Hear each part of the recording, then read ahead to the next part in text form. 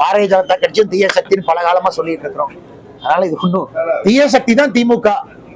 தீய சக்தின்னு ஒரு வீட்டில் இருக்கக்கூடிய பெண்மணி இன்னைக்கு சொல்றாங்க. எனக்கு அதான் முக்கியம்.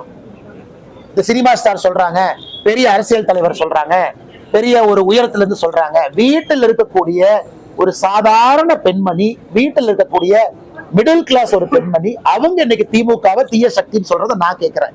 எனக்கு அது பெரிய வார்த்தை. ஏன்னா இன்னைக்கு சாதாரண அடித்தட்டு மக்களுடைய வாயிலிருந்து திராவிட முன்னேற்ற கழகம் தீய சக்தின்னு சொல்ல ஆரம்பிச்சிருக்கிறாங்க. அது வாக்கு பெட்டியில இவிஎம் மிஷின்ல அது மாறும். அதனால் திமுக தீய சக்தி என்பது ஊரறிந்த ஒன்று. யாரோ ஒருத்தர் மேடையில சொல்லித்தான் தெரியணும்னு அவசியம் இல்லை. புரட்சி தலைவர்ல எப்பவோ அதை சொல்லிட்டாங்க. தீய சக்தி என்கின்ற வார்த்தை அது திராவிட முன்னேற்ற கழகத்தினுடைய அடையாளம். அதுல எந்த மாற்று கருத்து இல்லைங்க. அதே மாதிரி அவர் செங்கோட்டையன் வந்து புரட்சி தலைவி அம்மா, அப்புறம் புரட்சி தளபதி பேசியிருக்காரு. அது செங்கோட்டையன்னா அவருடைய அரசியல். அவரு பயணம் செஞ்சிருக்கிறாங்க. 50 ஆண்டு காலம் ஒரு இயக்கத்தில் இருந்திருக்கிறாங்க. அவருக்கு சொல்வதற்கு எல்லா உரிமையும் இருக்கு. யாரை வேண்டுமானும் தலைவராக அவர் ஏற்றுக்கொள்ளலாம். நேத்து ஒருத்தர் தலைவராக ஏற்றிருக்கலாம், இன்னைக்கு அவங்களே தலைவராக அவர் வச்சுக்கலாம். ஆனா செங்கோட்டையனை பொறுத்தவரை அண்ணனை எங்கேயும் நான் குற்றம் சுமத்த மாட்டேன். காரணம், வேறு கட்சியில் இருக்கிறாங்க அப்படி நான் மாத்தி பேச முடியுமா? நான் தவறா போயிடும். நானும் சராசரி அரசியல்வாதி ஆயிடுவேன். ஆனா செங்கோட்டையனை பொறுத்தவரை அவருடைய அரசியல் அவர் பண்ணட்டும். மோதுவது தேர்தல் களத்துல வாக்குப்பெட்டியில மோதுவது. ஆனா செங்கோட்டையன் அவர்கள் இந்த கொங்கு பகுதியினுடைய சீனியர் மோஸ்ட் பொலிட்டீஷியன். இன்னைக்கு கொங்கு பகுதியினுடைய சீனியர் மோஸ்ட், என் தமிழ்நாட்டிலே இன்னைக்கு one of the senior most பொலிட்டீஷியனா 50 ஆண்டு காலம் சட்டமன்றத்தில் இருக்கிறாங்க. அது சாதாரண ஒரு வேலை கிடையாது. அதனால அரசியல் அனுபவத்தை நான் கொச்சப்படுத்த விரும்பல. அந்த மனிதர் ஒரு முடிவு எடுத்திருக்கிறாரு, ஒரு அரசியல் களத்துக்கு போறாரு அப்படின்னா யோசிச்சுதான் ஒரு முடிவு எடுத்திருப்பாருங்க.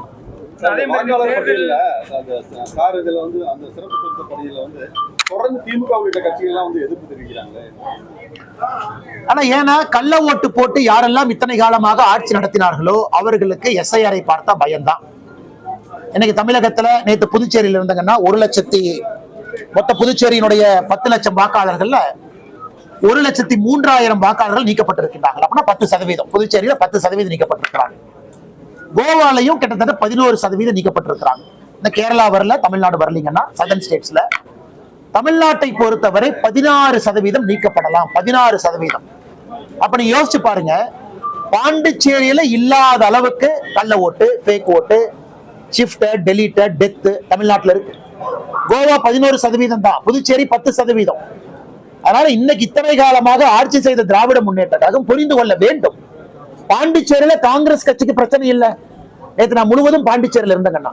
எஸ்ஐஆர் வந்த பிறகு பாண்டிச்சேரியில வரைவு வாக்காளர் பட்டியல் 16ஆம் தேதி வெளியிட்டாங்க. காங்கிரஸுக்கு பிரச்சனை இல்லை. கோவால வரைவு வாக்காளர் பட்டியல் 16ஆம் தேதி வெளியிட்டாங்க. காங்கிரஸுக்கு, ஆம் ஆத்மி கட்சிக்கு பிரச்சனை இல்லை.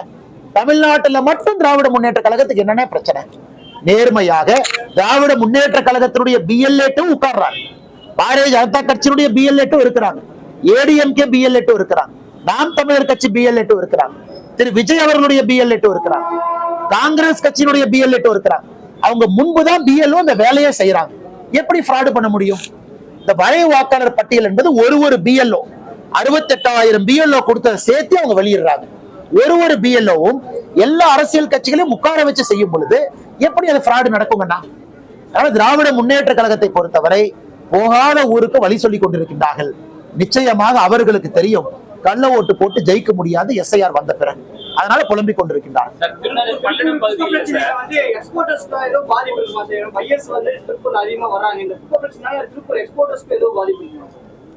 அண்ணா இன்னைக்கு வந்து பாத்தீங்கன்னா திருப்பூர் எக்ஸ்போர்ட்டர்ஸ் திருப்பூருக்குள்ள வந்தா இந்த காத்தை சுவாசிக்கிறோம். அவங்க மாஸ்க் போட்டு வர அளவுக்கு தான் திருப்பூர்ல நிலைமை இருக்கு. இந்த குப்பையெல்லாம் செக்ரிகேட் பண்ணாம அங்கங்க குப்பை மேடுகளா போட்டு இன்னைக்கு திருப்பூருடைய ஏர் குவாலிட்டி இண்டெக்ஸை பாருங்க, ஏக்யூஐ பாருங்க. ஒரு டாலர் சிட்டி, இந்தியாவுடைய பொருளாதாரத்திற்கு 50,000 கோடி கான்ட்ரிபியூட் பண்ற சிட்டி. யோசிச்சு பாருங்க, 50,000 கோடி குறைந்தபட்சம் உள்நாட்டுக்குள்ள. எக்ஸ்போர்ட் எல்லாம் சேர்த்துனீங்கன்னா கிட்டத்தட்ட 80,000 90,000 கோடி இந்த சின்ன ஊரு கொடுக்குதுங்கண்ணா. சின்ன ஊரு, சாதாரண உழைப்பாளிகள் இருக்கக்கூடிய ஊர்ல, பெரும் உழைப்பாளிகள் இருக்கக்கூடிய ஊரு, பெரும் தொழிலாளர்கள் இருக்கக்கூடிய எல்லாரும் சேர்ந்தா கட்டினாங்க. உழைப்பாளிகள் தொழிலாளர்கள் சேர்ந்தா கட்டினாங்க. இன்னைக்கு அந்த ஊரை குப்பை மேடாக மாற்றி வச்சதுதான் இந்த மாநகராட்சியினுடைய சாதனை. இந்த மாநகராட்சி இன்னைக்கு நான் மாநகராட்சி கேட்கிறேன்னா, மாச கவுன்சிலருக்கு குப்பை கமிஷன் 50,000 ரூபாய் கொடுக்குறாங்களா இல்லையான்னு கேளுங்க. இல்லைன்னா ப்ரூஃப் நாங்க கொடுக்குறோம்.